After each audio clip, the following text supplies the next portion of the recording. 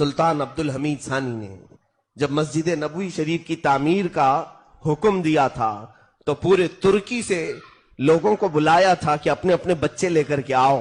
جو بھی بچے پیدا ہوئے 1 دن کے 2 دن کے وہ سب لے کر کے لوگ حاضر ہوئے. 500 بچے جمع ہوئے. بادشاہ نے وہ سارے بچوں کو لے لیا, ایڈاپٹ کر لیا. مدینے سے کچھ دور ایک بستی بسائی جو جنگل میں تھی, آس پاس کوئی شہر بھی نہیں تھا.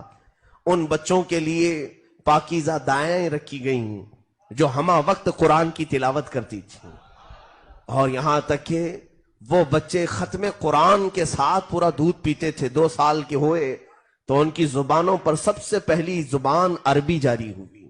ان کی ماں کی کوئی زبان ہی نہیں تھی, یعنی مدر ٹنگ تھی نہیں. جو انہوں نے دایا سے سنا وہی بولنے لگ گئے, قرآن ہی بولنے لگ گئے. اور جب بچے وہ 5 سال سے 7 سال کی عمر میں ہوئے تو سارے لوگوں کو حافظ قرآن بنایا گیا, اور پھر انہیں عالم بھی بنایا گیا. ہر ایک بچے کو ہنر سکھایا گیا. کوئی معمار بنا, کوئی الیکٹریشن. ان 500 لوگوں کی تربیت میں تقریباً 25 سال گزر گئے. جب وہ جوان 25 سال کے ہوئے تو ان کو لا کر کے مسجد نبوی بنائی گئی تھی. اور ان نوجوانوں نے جو مسجد نبوی بنائی, اپنے ہاتھوں سے جو اینٹیں رکھی ہیں, 300 سال کا عرصہ گزرنے کو آ گیا. ابھی 1960 اور 1970 کی دہائی میں دوبارہ مسجد نبوی کا کنسٹرکشن ہوا ہے سعودی بادشاہ کے زمانے میں. یہ جو ابھی آل چل رہی ہے انہی میں کا ایک بادشاہ تھا جس نے توسیع کی اور بڑھایا ہے مسجد نبوی کو, بہت بنایا. لیکن جو اصل میرے آقا صلی اللہ علیہ وسلم کا حجرہ ہے, جہاں روضہ ہے اور جہاں پہلی 4 صفیں لگتی ہیں, یا ریاض الجنہ ہے, اس جگہ کو شہید کر کے نیا بنانا تھا, نیا پروجیکٹ تھا. تو لکھنے والوں نے یہ بھی لکھا ہے کہ 1 مہینے تک بلڈوزر اس کو دراڑے مارتے رہے لیکن دیوار ہلی نہیں, اس کے کوئی پلر نہیں ہلے.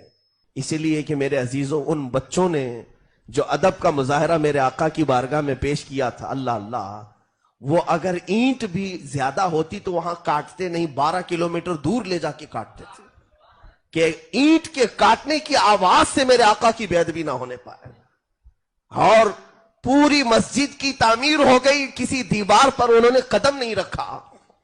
ایک لکڑا اس طرح سے زمین پر گاڑتے تھے, اس لکڑے پر ایک پٹا باندھتے اور اپنی کمر میں ایک پٹا باندھتے اور لٹک کر کے مسجد نبوی کی دیواریں بڑھایا کرتے تھے. پیر نہیں رکھا. اور اس کام کی برکت یہ ہے کہ آج تک وہ دیواریں ویسی کی ویسی ہیں, میرے آقا نے اسے ویسی قبول کیا ہے. ساری چیزیں نہیں ہو گئیں لیکن مسجد نبوی کا وہ حصہ آج بھی وہی ہے جو ترکیوں نے بنایا تھا. حضور کا حجرہ وہی ہے, میرے آقا کی جالیاں وہی ہیں, جالیوں کا ایک لوہا بھی بدلا نہیں. آج تک وہاں لکھی ہوئی عبارتیں بھی وہی ہیں.